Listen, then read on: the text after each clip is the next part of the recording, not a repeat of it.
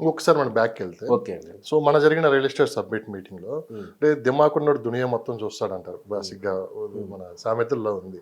అంటే ఆ రోజుల్లోనే మురళీమోహన్ గారు హైదరాబాద్ చూశారు. హైదరాబాద్ ఏ విధంగా ఎక్స్పాండ్ అయ్యిద్ది అనేది అవుటర్ రింగ్ రోడ్ దాటి కూడా ఆయన ఇన్వెస్ట్మెంట్ చేసి ఇప్పుడు అదే one of the top place అయిపోయింది. మొన్న జరిగిన మీటింగ్లో అంటే ప్రస్తుతం జరుగుతున్న పరిణామాలను బట్టి మురళీమోహన్ గారు చెప్పింది విన్న తర్వాత మీకు ఏమనిపించింది హైదరాబాద్ మార్కెట్ మీద? మురళీమోహన్ గారు చెప్పిన ఏంటంటే ఎంతమంది విన్నారండి? శోభను అది యాక్చువల్గా అది మూలం అనేది ఎక్కడనేది శోభన్ బాబు గారు is the real estate king in the cine industry. ఇప్పటికి అంటే లేరనుకోండి, లేకపోయినా కానీ ఆయన అసెట్స్ అనేది ఆయన ఏంటంటే ఆయన ఒక్కడే సంపాదించుకుంటే కాదు, ఆయనకి ఎవరైతే పరిచయం ఏర్పడతారో ఎవరైతే మాట్లాడతారో ఆయనకి సలహాలు కూడా ఇచ్చేవాళ్ళంట. అట్లాగా అందరిలో సలహాలు ఇచ్చిన వాళ్ళలో బాగుపడింది ఎవరు ఎక్కువ అంటే మన మురళీమోహన్ గారు. మురళీమోహన్ గారు ఎందుకంటే ఇందుట్లో ఏంటంటే రియల్ ఎస్టేట్లో ఇన్వెస్ట్మెంట్ అనేది it is one type of A skill అని చెప్పుకోవచ్చు. మనం అందరూ చేయలేరండి. ఇప్పుడు నా దగ్గర డబ్బులున్నా కానీ నేను ధైర్యం చేసి చేయలేదు. ధైర్యం కావాలి, దానికి విజువలైజేషన్ కావాలి. ఈరోజు అది ఆ ఏరియా ఫారెస్ట్గా ఉండొచ్చు, అడవిగా ఉండొచ్చు, ఈ మనుషులు దూరం ప్రదేశం కూడా ఉండొచ్చు. కానీ రేపు ఫ్యూచర్లో ఏ విధంగా ఉండబోతుంది అనేది ఒక ఎస్టిమేషన్ ఎవరి దగ్గర అయితే ఉంటుందో ఆ విజువలైజేషన్ చేసుకొని ఎవరైతే ఇన్వెస్ట్మెంట్ చేస్తారో వాళ్ళకే రిటర్న్ ఆన్ ఇన్వెస్ట్మెంట్ అనేది లాభాలు అనేది చేకూరుతూ ఉంటాయి అని చెప్పారు. మన ఇప్పుడు ప్రతి మీటింగ్లో మురళీమోహన్ గారు చెప్తారు, గచ్చిబౌలి, జూబ్లీ హిల్స్ లేదా ఫిల్మ్ నగర్ ఏంటంటే అడవిలాగా ఉండేవి. ఎవరన్నా కానీ మనం చెప్పినా కానీ అరే ఈ అడవిలో మనం ఇన్వెస్ట్మెంట్ చేస్తామా, ఆ అడవిలో కూడా ఇన్వెస్ట్మెంట్ చేసిన వాళ్ళు కోటీశ్వర్లు అయ్యారు, చేయని వాళ్ళు అట్లనే ఉండిపోయారు అన్నమాట. అంటే ఒక విధమైన కొంతవరకు రిస్క్ టేకింగ్ అనేది ఉండాలా, ఆ మైండ్ సెట్ అనేది ఉండాలా, ఆ విజువలైజేషన్ అనేది ఉండాలా, ఎవరి దగ్గర గైడెన్స్ తీసుకోవాలనేది కూడా ఉండాలా.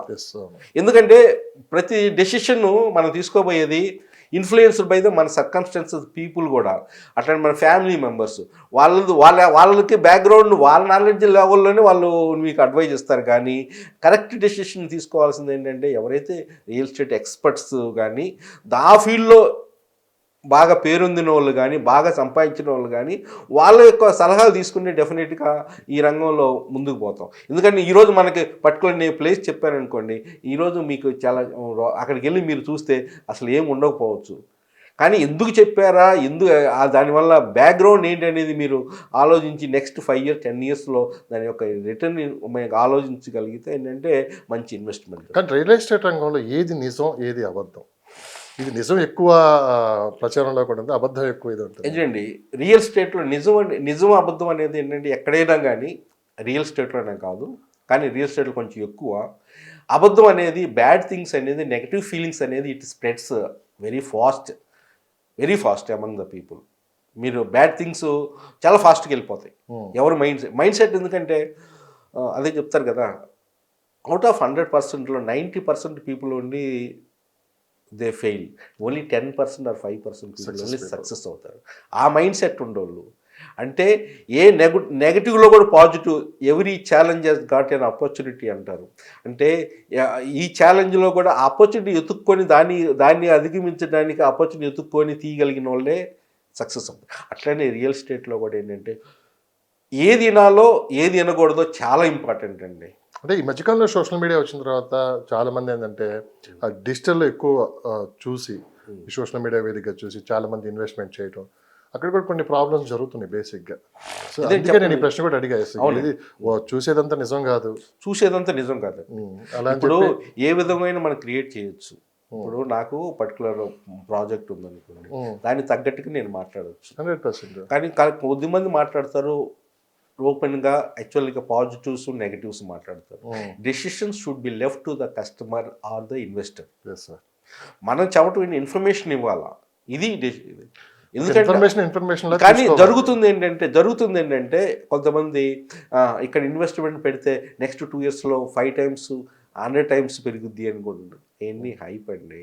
ఎప్పుడు ఏంటంటే వాస్తవం అందుకని నేను చెప్తున్నాను కదా, correct selection of the real estate advisory చాలా ఇంపార్టెంట్. ఎందుకంటే ఇప్పుడు మనకి యూట్యూబ్లో కానీ మీడియాలో మీరు అన్నట్టుగా చాలా వరకు ఏంటంటే మిక్చర్ అయిపోతుంది. అంటే కరెక్ట్ న్యూస్ మనకు అందుకే తెలియదు. చూసే వాళ్ళకి కూడా అసలు నిజమేంటి అబద్ధం ఏంటి నిజమేంటి తెలియక అబద్ధం confuse లోకి అది వెళ్ళిపోతున్నారు. చాలా సెలక్షన్ అనేది మన మైండ్ సెట్ని బట్టి కూడా ఉంటుంది. ఉమ్.